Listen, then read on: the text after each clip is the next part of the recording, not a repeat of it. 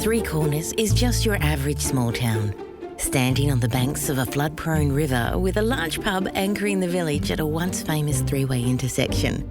Now it's simply convenient, as people chase the country dream, the country lifestyle, just not the unceasing agricultural workload.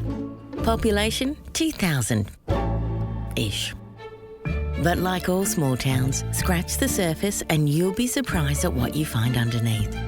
In that sense, Three Corners is really no different to any other small town I know, except perhaps for some of the characters you might meet.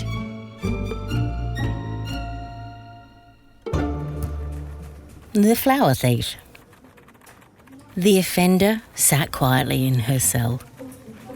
She wasn't a flight risk. The door, in deference to the lack of heating, was open.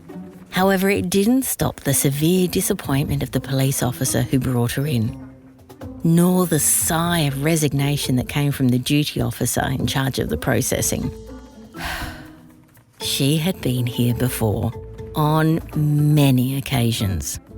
Each time she promised it would never happen again. She was so very, very sorry. But then she was so very, very sorry every time.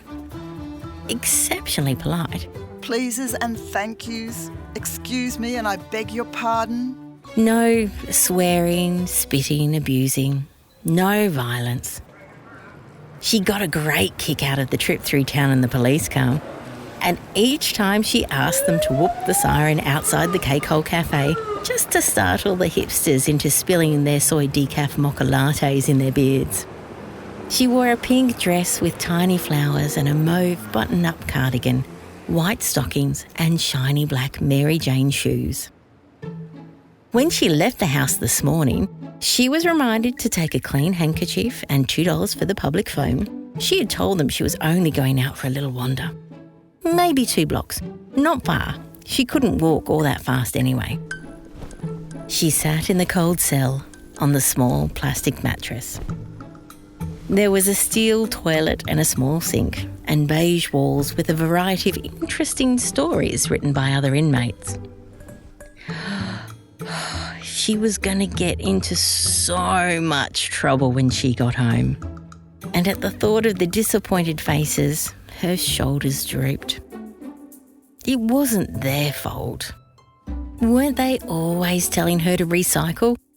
Wasn't that what she was doing? Recycling seemed to be the catchphrase of the moment. Recycling or upcycling, putting something wasted to better use. That's what she was doing. It was useful. It was clever. She just needed to be understood, to be...